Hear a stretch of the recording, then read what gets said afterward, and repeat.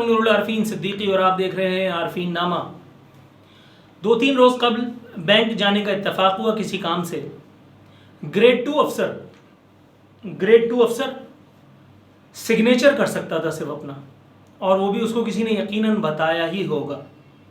کہنے کی ضرورت نہیں کہ وہ نازل ہوا ہے ہم پر، نازل ہوا ہے تو اس کو نوکری دینا تو ظاہر ہے ضروری تھا۔ میں نے بینک مینیجر سے اس کے بارے میں استفسار کیا کہ یہ گدھا جو ہے یہ کس پوزیشن پہ ہے۔ میں حیران رہ گیا، گریڈ 2 افسر۔ میں نے پوچھا، میں نے کہا یہ جو ان کی قابلیت ہے یہ بینک کی انتظامیہ اس بارے میں لاعلم ہے؟ بینک مینیجر نے دھیرے سے ادھر ادھر دیکھ کر کے کہا، آہستہ بولیے۔ بینک ملازمین جو ہیں وہ بھی اس سے بات کرتے ہوئے گھبراتے ہیں، کتراتے ہیں، کیونکہ یہ صاحب لوگوں کا چہیتا ہے۔ غضب خدا کا جو آدمی صرف اپنا نام لکھنا جانتا ہے، جس کو ای میل کے 2 لفظ لکھنے نہیں آتے، اس کو گریڈ 2 پوزیشن ملی ہوئی ہے۔ ملک کا ایک بہت بڑا نامچین بینک ہے، نام لے کر کے گناہگار کیا ہونا۔ یہاں تو صبح سے شام تک ایسے لوگوں کو جھیلتے جھیلتے عمر جو ہے وہ گزرتی چلی جا رہی ہے۔ بینکنگ انڈسٹری، جیسا کہ میں نے شروع میں کہا، کسی دور میں اسے منافع بخش انڈسٹری، بڑا اچھا کام، ایک ایسا پروفیشن سمجھا جاتا تھا جو کسی حد تک نوبل ضرور تھا، ڈاکٹرز کی طرح نہیں، لیکن بہرحال اسے نوبل پروفیشن ضرور کہا جاتا تھا۔ آج اس پروفیشن سے وابستہ لوگوں کا حال یہ ہے کہ جب آپ ان سے ملیں، پورے مہینے میں جتنی اذیت و ذہنی کوفت نہیں ہوئی ہوتی، 10 منٹ کی ملاقات بینکنگ انڈسٹری سے وابستہ لوگوں کو، اور آپ کو وہ کوفت ہو جاتی ہے۔ اس وجہ سے نہیں کہ وہ آپ سے کچھ مانگ لیتے ہیں یا کوئی توقع رکھتے ہیں، بلکہ اس وجہ سے کہ ان کے ساتھ جو معاملات ہیں، جو ان کے ساتھ بیت رہی ہے، وہ سن کر کے عقل دنگ رہ جاتی ہے کہ اس ایک ریاست پاکستان میں جس میں تبدیلی آ چکی، بینکرز اور بینکنگ انڈسٹری اب تک اس تبدیلی کے فیوز سے کیوں کر محروم ہے۔ ہمارے ایک دوست ہیں، اچھی پوزیشن پہ ہیں بینک میں۔ پچھلے دنوں ان کے ساتھ چائے پینے کا اتفاق ہوا تو پتہ یہ چلا کہ انہوں نے اب ایک محلے میں ایک دکان کھول لی ہے۔ کیا اس کو کہتے ہیں، اللہ آپ کو خوش رکھے، ڈیکوریشن کی دکان میں انہوں نے، اور وہ کھول کر کے اپنا مستقبل سنوارنے کی کوشش کر رہے ہیں۔ میں نے پوچھا، بھائی یہ کیا؟ کہنے لگے، تعصب ان کے چہرے پر ظاہر ہے کہ موجود تھا، کہنے لگے کچھ پتہ نہیں کہ نوکری کب ختم ہو جائے۔ 22 سے 25 سالوں کا تجربہ، کیا کچھ نہیں دیکھا، بہت کچھ پایا بھی، لیکن اب جس انداز میں جو کچھ ہونے کے لیے جا رہے ہیں، جب ان کی بپتا سنی تو آپ یقین کیجئے مجھے بڑا افسوس ہوا۔ ایپیسوڈ بنانے کا خیال مجھے آج شام کو تقریباً کوئی 5 بجے کے قریب آیا، جب میں ایک ایسی فیملی سے بنفس نفیس ملاقات کر کے گھر لوٹا ہوں، جو انتہائی، جس کو کہتے ہیں گریوڈ ایک فیملی ہے۔ 3 معصوم چھوٹے بچے، ایک شوہر اور ایک بیوی، وہی روایتی ایک مڈل کلاس فیملی۔ شوہر ایک بڑے بینک میں ایک اچھی پوزیشن پر موجود، تقریباً 10 سے 15 سال if I am not wrong کی نوکری بھگتا چکا تھا۔ بینک انتظامیہ کی جانب سے ظاہر ہے کہ تبدیلی کے آ جانے کے بعد بہت سارے معاملات ادھر ادھر تکڑ بکڑ کا شکار ہوئے ہیں۔ اسی تبدیلی کی بھیٹ چڑھ گیا اس کا کریئر بھی۔ پھر یہ اللہ مارا کرونا۔ بینک انتظامیہ نے آنکھیں سر پہ رکھی ہوئی ہیں آج کل، ظاہر ہے کہ اس ایک پریشر سے اس غریب کو برین ہیمریج ہو گیا۔ برین ہیمریج، جو کچھ بچت تھوڑی بہت تھی وہ اس کے علاج پہ خرچ ہوئی۔ آج وہ شریف آدمی، جسے کسی اچھی جگہ پر کم سے کم اکاؤنٹنٹ ہونا چاہیے تھا، آج وہ شریف آدمی رکشہ چلا کر، وہ بھی بھاڑے کا، یعنی 500 یا 400 روز کے اوپر، وہ بندہ اپنا بچوں کا رزق تلاش کرنے کی کوشش کر رہا ہے۔ یہ میں اپنی آنکھوں سے دیکھ کر کے آیا ہوں، یہ کوئی ہوائی بات نہیں کر رہا۔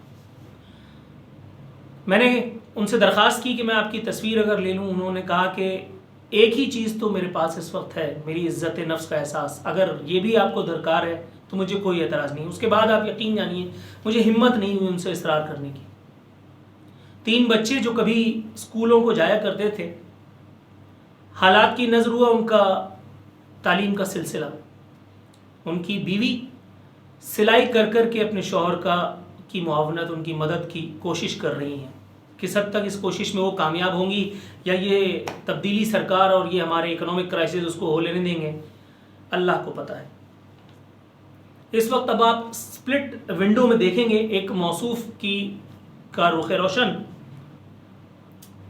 نام انہوں نے مجھے ضرور بتایا تھا، ہاں جاوید ان کا نام ہے. یہ پاکستان کے ایک معروف بینک ایچ بی ایل سے ریٹائرڈ ہیں.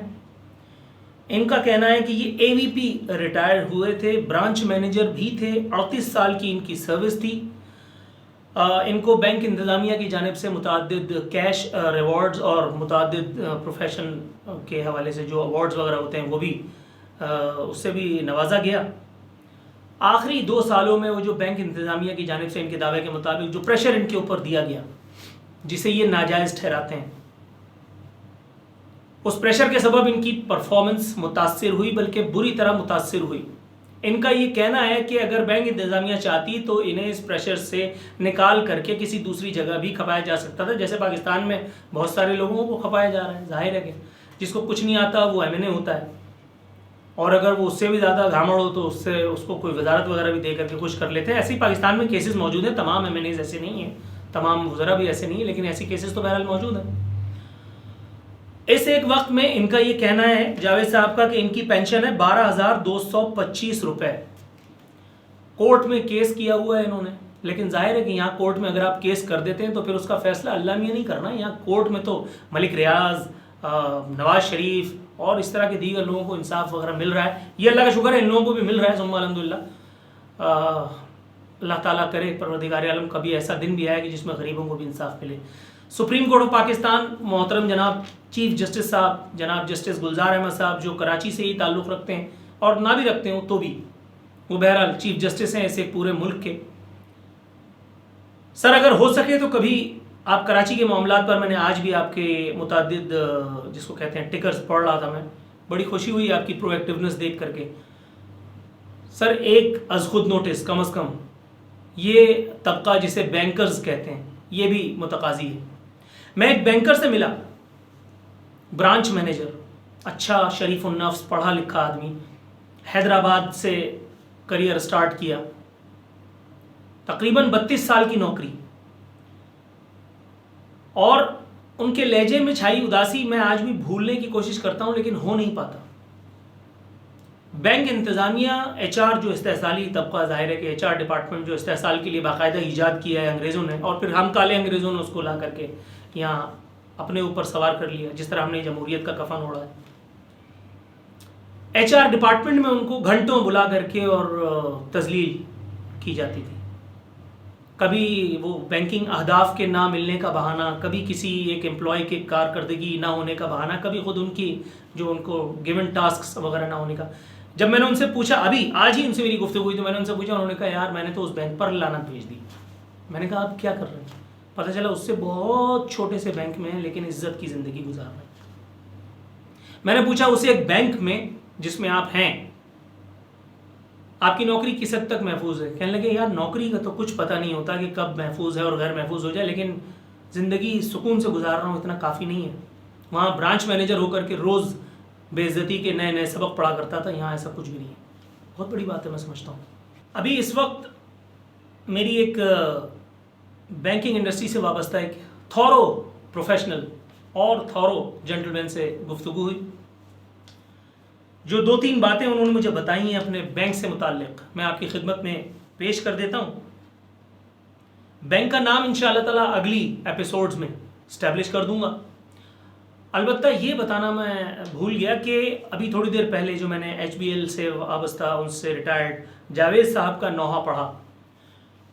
ایچ بی ایل انتظامیہ، ایچ بی ایل کی مینجمنٹ، ایچ بی ایل کا کوئی بھی کارندہ، کوئی بھی عہدیدار پبلک ریلیشن سے یا امیج بلڈنگ ڈپارٹمنٹ سے یا what ever corporate communication department سے اگر ان الزامات کی تردید کرنا چاہے تو میں عارفین نامہ، ہم حاضر ہیں، ہمارا پیڈسٹل حاضر ہے، کیونکہ ہماری ان موصوف سے کوئی ذاتی طور پر رشتہ داری ہے نہ، خدا نخواستہ حبیب بینک سے ہمارا کوئی دشمنی ہے. ہماری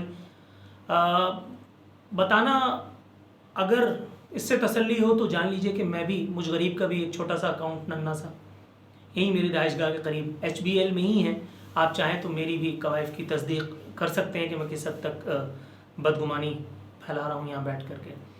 आरफीन नामा में अगर आपके पास कोई ऐसे शवाहिद मौजूद हैं, कोई ऐसे ठोस सबूत मौजूद हैं जिन्हें आप इस आरफीन नामा में against this fellow called Javed साहब पेश करना चाहें कि इन्होंने बैंक में कोई गबन किया, कोई फ्रॉड किया था, कोई ऐसे दस्तावेज़ात मौजूद हैं, तो मैं इसी फोरम पर इनके खिलाफ FIR फाड़ दूँगा। रेस्ट अश्योर, मुझे कोई किसी से हमदर्दी नहीं है। आगे बढ़ते हैं। पाकिस्तान के सबसे बड़े, या पाकिस्तान के जिसको कहते हैं इन्वर्टेड कॉमास में, एक कौमी बैंक से वाबस्ता एक प्रोफेशनल से मेरी गुफ्तगू हुई। जो चीज़ें उन्होंने मुझे बताई मैं हैरान हो गया। कोरोना के नाम पर ब्रांचेस में फ्यूमिगेशन हुई है, और एक मरतबा नहीं, एक से ज़ायद बार फ्यूमिगेशन हुई है। जाहिर है कि प्रिकॉशंस हर आदमी को, हर इदारे को लेने थे, उन्होंने भी लिए। यहाँ तक तो ये बात ठीक है, काबिल हज़म है। आगे सुनिए, बताया जा रहा है कि ऐसी अद्वियात जिनकी कीमत 1000, 500, 1500 से ज़्यादा नहीं हो सकती, उनके लिए बाकायदा कई हज़ार, 10 हज़ार रुपए जो है वो, 15 से 20 हज़ार रुपये फीस सेशन चार्ज किए जा रहे हैं। 15 से 20 हज़ार रुपये। अब आप हर सेशन पे इसको मल्टीप्लाई कर लीजिए, कितना रकम बैंक के आपने जहेज में लाया था, ये हमारे जेबों से जा रहा है पैसा। चैम्बर ऑफ कॉमर्स के साथ निकल रोड पर ब्रांच है एक, जो कई बरस से बताया जा रहा है कि इसमें बिजली ही नहीं, रेंट पर यहाँ बाकायदा एक जनरेटर चलाया जाता है, और रेंट पर जनरेटर अगर चलता है तो आपको पता है कि ये लाखों रुपए का माहवार का खर्चा है। लेकिन ये खर्चा बैंक को इसलिए गवारा है क्योंकि जाहिर है कि इसमें कई मुस्तहकीन दर्जा बदर्जा मुस्तफ़ीद हो रहे हैं। हैरान कुन, सीट बेल्ट बांध लीजिए। मलिर सिटी पर एक ब्रांच जिसका किराया कोरोना से पहले 35,000 था, कोरोना आने के बाद कोरोना के दौरान इसका किराया 70,000 रुपये कर दिया गया, और अब मालिक मकान, बिल्डिंग ओनर का ये कहना है कि इस वक्त जो मैं 1.5 लाख रुपए ले रहा हूँ वो भी नाकाफ़ी है, मेरी ऊपर सेटिंग हो गई है, आप इसे 3 लाख रुपए करके फॉरवर्ड कीजिए, मैं जानूँ और बैंक की इंतज़ामिया में इसे अप्रूव करा लूँगा। आप देखिए, एक बिल्डिंग का ओनर, उसके कनेक्शंस आप देखिए, वो ये कह रहा है कि आप 3 लाख रुपये कर दें, मैं इसको अप्रूवल करवा लूँगा। इसका मतलब है कि सिस्टम में कहीं ना कहीं कोई ख़राबी, कोई लूप होल मौजूद है। पैनाफ्लेक्स प्रिंटिंग, सारे सबूत और शवाहिद मौजूद हैं। बैंक का नाम जब लूँगा सबूत और शवाहिद के साथ लूँगा। जिन चीज़ों को मैंने पाइपलाइन में रखा हुआ है उनके बारे में मैं सिर्फ हिंट दे रहा हूँ। जैसे ही मेरे पास इंशाअल्लाह ताला इस वीक के अख्ताम पर अगले 2-3 रोज़ में सबूत आएंगे, अगली एपिसोड भी डाल दूंगा, इसका वादा है। पैनाफ्लेक्स प्रिंटिंग के नाम पर फ़ी पैनाफ्लेक्स 10,000 रुपये, ज़्यादा नहीं, 10,000 रुपये से 6,000 रुपये, जितना जो है वो कट जाए, अदायगियाँ जो है वो की जा रही हैं। इसके अलावा जो बैंकों के ऊपर वो तोहरे लगे होते हैं जिन्हें हम साइन बोर्ड्स के नाम से जानते हैं, 40,000 रुपये, 40,000 रुपये जो है वो मलिर की 2-3 ब्रांचेस में ये चार्ज कर दिए गए हैं। और जाहिर है कि इसमें कई मुस्तहकीन जो हैं वो लपेट में आए होंगे, यानी कि आप समझ रहे होंगे कितनों का घर चलेगा, कितनों का फ़ायदा होगा। कुछ लोग ऐसे भी हैं जिनसे मेरी मुलाकात हुई, जिनको मैंने कन्विंस करने की कोशिश की है। मेरी पूरी कोशिश है कि अगले 1-2 रोज़ में उनसे उनके वीडियो क्लिप्स, उनकी जो दस्तावेजी सबूत हैं वो भी हासिल कर लूँ। एक ऐसी फैमिली है जिनके वालिद साहब दौरान मुलाजमत ही उन्हें जो है वो इतना प्रेशर दिया गया उनके घर वालों के बकौल कि उनके ऊपर जो है वो फालिज का हमला हो गया। अब जाहिर है कि बीमारी तो अल्लाह रब्बुल इज़्ज़त की देन है, लेकिन उस फैमिली का ये कहना है कि पिछले इस मामले के होने से तकरीबन कोई 2 महीने 3 महीने पहले से जो उनके साथ मामलात थे उनकी मुलाजमत से वाबस्ता, वो इस हद तक दिगरगूं हो चुके थे। आए दिन की टेंशन्स, आए दिन की परेशानियाँ, बैंक इंतज़ामिया ने कुछ न सुनने की जैसे कसम उठा रखी थी। उन साहब को जब फालिज का अटैक हुआ, उनकी जो बिल्स हैं जो उन्होंने अपनी जेब से पे किए, उसकी रीइंबर्समेंट तक मुमकिन नहीं हो सकी, घर वालों ने अपनी मदद आपके तहत, फैमिली वालों ने, मोहल्ले वालों से, किसी न किसी तरह से ये सब कुछ करा के और उनको वहाँ से रिलीज़ करवाया। तकरीबन कोई 10 से 12 दिन का उन्होंने मुझे बताया स्पैन जो उन्होंने अस्पताल में गुजारा। اب بخیریت ہیں الحمدللہ. میری ٹیلی فون پہ گفتگو ہوئی ہے. میں نے ان سے وہی عرضداشت اپنی پیش کی کہ آپ اگر مجھے کچھ ثبوت اس حوالے سے عنایت فرمائیں تو میں آپ کے بینک سے بھی پوچھ لوں. چیف جسٹس آف پاکستان کی خدمت میں ایک عرضداشت بھی ہم پیش کرتے ہیں. لیکن جہاں آ کر کے ہم مار کھا جاتے ہیں وہ ہے ہماری عزت نفس کا احساس. متوسط طبقے سے وابستہ یہ شخص، یہ فیملی، ان کی آنکھوں میں آنسو تھے جب انہوں نے مجھ سے کہا کہ بیٹا جو کچھ ہوا وہ اللہ کی رضا سمجھ کر کے میں فراموش کر دینا چاہتا ہوں. اب جو کچھ تھا میرے پاس وہ تو گیا. ایک صحت تھی وہ بھی جاتی رہی. سیدھا ہاتھ سیدھا پاؤں کام نہیں کرتا. بستر پہ ہوں، بیوی کے آسرے پر ہوں. بڑا بیٹا نوکری کر رہا ہے، بچی ہے شادی کے لائق. بس اللہ سے دعا کرو کہ اللہ تعالیٰ کسی طرح سے آسانیاں کر دے. نہ میں کورٹ کچہری کے چکر لگا سکتا ہوں اور نہ اب میں یہ بیان داغنے کی اسٹیج پر ہوں. الفاظ میرا خیال ہے اس بے حسی کا، اس سنگدلی کا جو اس مملکت خداداد میں ہر اسٹیج پر تقریباً نظر آ رہی ہے، اس کا احاطہ کر سکے. میرے وزیر اعظم نام نہاد ریاست مدینہ کے والی عمران احمد خان نیازی صاحب کو گمان ہے کہ عوام کرپشن بچاؤ تحریک کا جو اپوزیشن کا موٹیو ہے اس پر کان نہیں دھریں گے. سر کان تو آپ ہماری باتوں پر بھی نہیں دھرتے، اس کا کیا کیجیے؟ اپوزیشن کو تو ڈالیے چولہے میں. جتنی باتیں کی جاتی ہیں، جتنے جس کو کہتے ہیں پوائنٹ آف آرڈرز آپ پارلیمانی زبان میں، جتنے توجہ دلاؤ پروگرامات میں کر رہا ہوں یا اور دیگر لوگ کر رہے ہیں، اگر تو کر بھی رہے ہیں تو معاذ اللہ، اس پر کان کہاں کون دھر رہا ہے؟ آپ نے تو میرا خیال ہے کہ اللہ اپنی امان میں رکھے، قسم ہی اٹھا رکھی. شبلی فراز صاحب کہتے ہیں کہ اپوزیشن کی تحریک سے ہمیں نہ کوئی ڈر ہے نہ ہمیں کوئی پرواہ. حضور یہی تو ہم بھی کہہ رہے ہیں، پرواہ تو آپ کو عوام کی بھی نہیں ہے. اب دیکھیے اسی بیان میں اسپلٹ ونڈو میں چل رہا ہے. آپ نے یہ بھی فرمایا کہ اپوزیشن جو ہے وہ مہنگائی کروا دیتی ہے. پڑھ لیجیے، اس میں چھوٹا چھوٹا لکھا ہوا ہے، میں لب لباب بتا رہا ہوں. ذخیرہ اندوز جو ہیں وہ اپوزیشن کے ساتھ مل کر کے یہ کر لیتے ہیں. تو حکومت کیا جھک مار رہی ہے جناب ایمن؟ آپ صرف احمد فراز کی شاعری پڑھنے کے لیے رہ گئے یا ان کا نام کیش کرنے کے لیے؟ احمد فراز صاحب کو جتنا نقصان آپ کی سیاست سے پہنچا ہے، جب اپوزیشن میں آئیں گے آپ تو میں آپ سے پوچھوں گا. آپ کو یاد ہوگا، آپ کو بلکہ یاد نہیں ہوگا، آپ تو وزیر ہیں اس وقت، وزارت میں کہاں یاد رہتا ہے. آپ میرے پاس اسٹوڈیوز میں آئے تھے، پچھلی جگہ جہاں میں ملازمت کر رہا تھا، اور آپ سے جو میری ڈسکشن ہوئی تھی، جو میرے بارے میں خوش کن باتیں آپ نے کی تھیں نواز شریف کے خلاف، جب میں اس وقت عملی جدوجہد کر رہا تھا پاناما لیکس اور فلانا ڈھمکانا، اور اس کے عوض میں نے آپ کے پیڈ اینکرز کی طرح کوئی پیسے نہیں لیے تھے، کوئی ایک پیسہ ثابت اگر کر دے. لیکن آج آپ میرے پروگرام سے اور مجھ سے بھاگتے ہیں. آپ کیا مطلب، اور بہت سارے لوگ بھی ہیں. آپ کا استحقاق جواب دیتے ہوئے مجروح ہوتا ہے.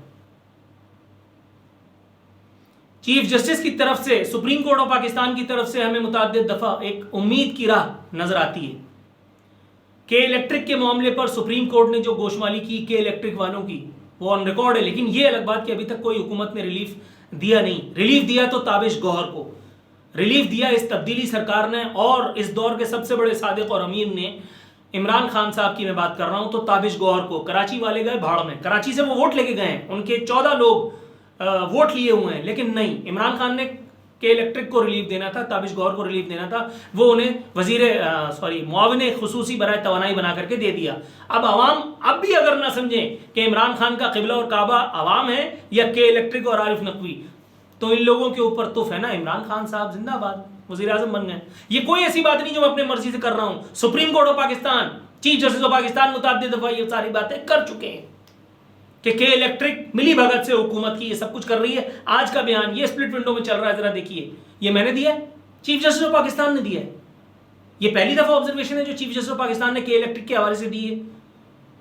آج تو انہوں نے یہ تک کہہ دیا کہ کسی دن شاید یہ بھی ہمیں پتہ چلے کہ الیکٹرک کو ممبئی سے چلایا جا رہا ہے، کوئی ورما یا شرما نام کا آدمی اس کو چلا رہا ہے. یہ خبریں ان تک پہنچی ہیں. غضب خدا کا.